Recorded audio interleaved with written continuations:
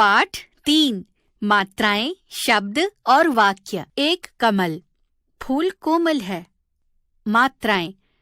जब नाना जी ने समझाया कि जिज्ञासा, तुमने बोला फूल कोमल हैं।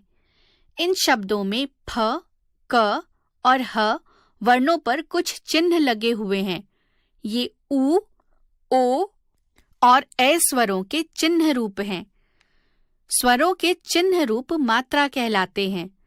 अ का कोई मात्रा चिन्ह नहीं होता, इसलिए बिना मात्रा वाले वर्णों में अ लगा रहता है, लेकिन दिखाई नहीं देता। जैसे कमल बराबर क जमा अ जमा म जमा अ जमा ल जमा अ। कोमल बराबर क जमा ओ जमा म जमा अ जमा ल जमा अ। अ को छोड़कर सभी स्वरों के मात्रा चिन्ह इस प्रकार हैं और इन्हें इस तरह लगाते हैं। स्वर, मात्रा चिन्ह। प्रयोग, शब्द। अ, कोई मात्रा चिन्ह नहीं है।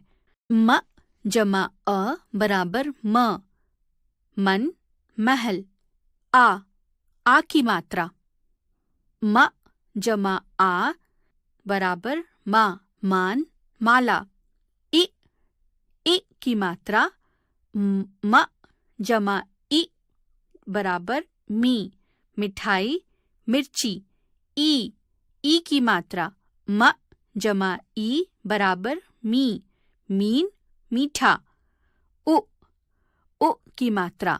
म जमा उ बराबर मुंह, मुर्गा, मुकुट। ऊ की मात्रा। म जमा उ बराबर मुंह, मूली, मूल्य।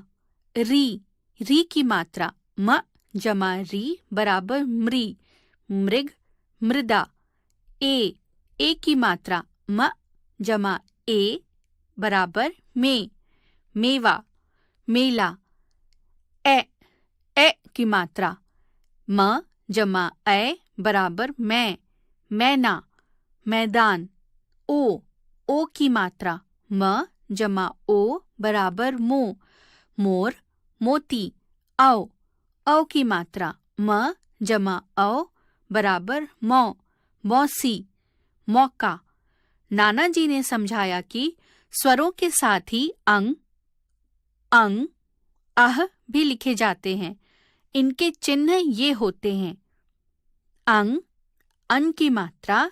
म बराबर अन की मात्रा बराबर मंग, मंजन, मंत्री। अंग, चंद्र बिंदु की मात्रा। म बराबर चंद्र बिंदु बराबर मा, मुह, माँ। अह की मात्रा। म बराबर अह बराबर मह, नमः। ये ना स्वर होते हैं ना ही व्यंजन। अंग और अह वर्णों को अयोगवाह माना जाता है। र में उ और ऊ की मात्रा र के बीच में लगती है। जैसे उ की मात्रा। र जमा उ बराबर रू, रुकना, रुचि। ऊ की मात्रा। र जमा ऊ बराबर रू, रूठना, रूखा। इसी तरह ये मात्राएं सभी व्यंजनों के साथ लगाई जाती हैं। कुछ मात्राएं व्यंजनों के पीछे, कुछ ऊपर और कुछ नीचे लगती हैं। इ की मात्रा व्यंजनों के पहले लगती है। री की मात्रा हमेशा वर्ण के नीचे लगती है। शब्द। जिज्ञासा और प्रेरित के बोलने पर नाना जी उन्हें बातों बातों में समझा रहे हैं कि प्रेरित, तुमने बोला एक कमल। एक बराबर ए जमा क जमा अ वर्णों से मिलकर बना है। इसमें ए और अ स्वर हैं और क व्यंजन है। कमल बराबर क जमा अ जमा म जमा अ जमा ल जमा अ में अ स्वर है और क म ल व्यंजन है। स्वर और व्यंजन वर्णों से मिलकर शब्द बनते हैं। प्रेरित, तुमने एक कमल ठीक बोला, तो हमने तुम्हारी बात को सही समझा। शब्द सही हो तभी समझ में आते हैं, यदि गलत हो तो समझ में नहीं आते। जैसे एक कमल को अगर ऐसे लिखा जाए कए लमक, ये शब्द समझ नहीं आ रहे हैं क्योंकि इनका कोई अर्थ नहीं है, इसलिए शब्दों का कोई न कोई अर्थ होना ही चाहिए। स्वर और व्यंजन वर्णों का ऐसा मेल जिसका कोई अर्थ हो शब्द कहलाता है।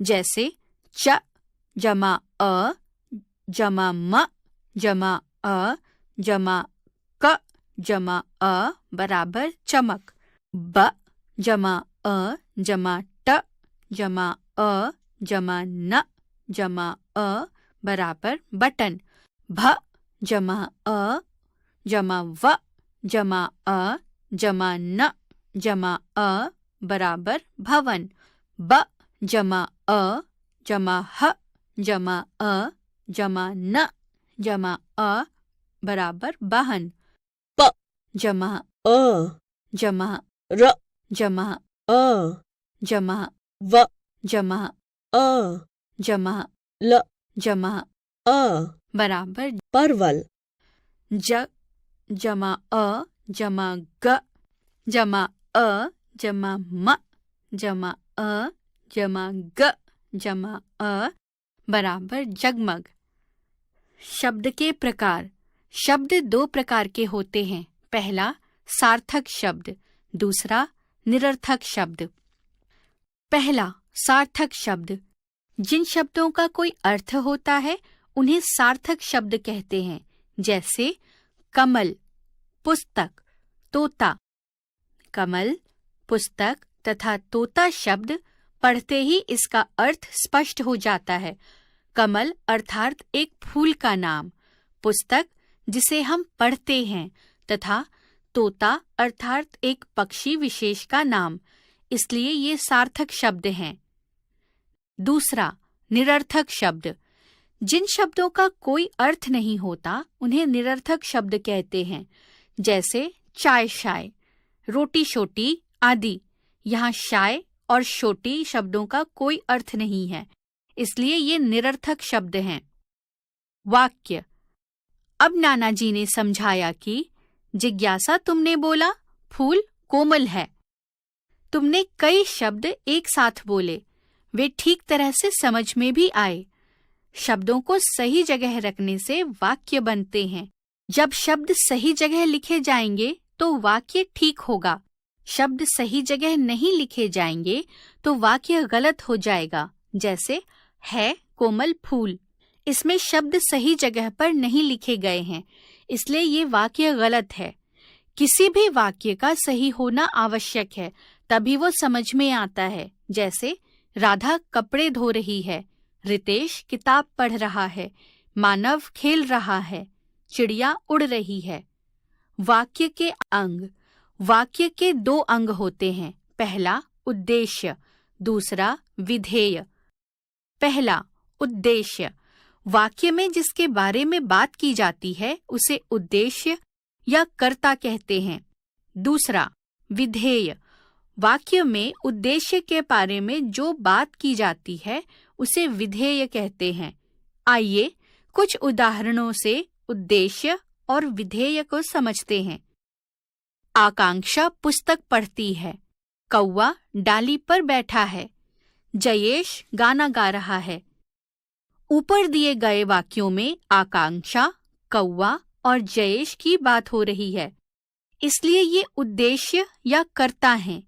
पुस्तक पढ़ रही है, डाली पर बैठा है और गाना गा रहा है, ये सभी कर्ता के द्वारा किए जाने वाले कार्य हैं, इसलिए ये विधेय। हमने समझा स्वरों के चिन्ह रूप मात्रा कहलाते हैं। अ का कोई मात्रा चिन्ह नहीं होता। बिना मात्रा वाले वर्णों में अ लगा रहता है लेकिन दिखाई नहीं देता। कुछ मात्राएं व्यंजनों के पीछे, कुछ ऊपर और कुछ नीचे लगती हैं। ए की मात्रा व्यंजनों के पहले लगती है। री की मात्रा हमेशा व्यंजन के नीचे लगती है। स्वर और व्यंजन वर्णों को सही क्रम से मिलाने पर शब्द बनते हैं। शब्दों का अपना कोई ना कोई अर्थ होना ही चाहिए। शब्द दो प्रकार के होते हैं, सार्थक शब्द, निरर्थक शब्द। जिन शब्दों का कोई अर्थ होता है उन्हें सार्थक शब्द कहते हैं। जिन शब्दों का कोई अर्थ नहीं होता है उन्हें निरर्थक शब्द कहते हैं।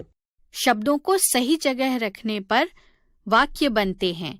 किसी भी वाक्य का सही होना आवश्यक है, तभी समझ में आता है।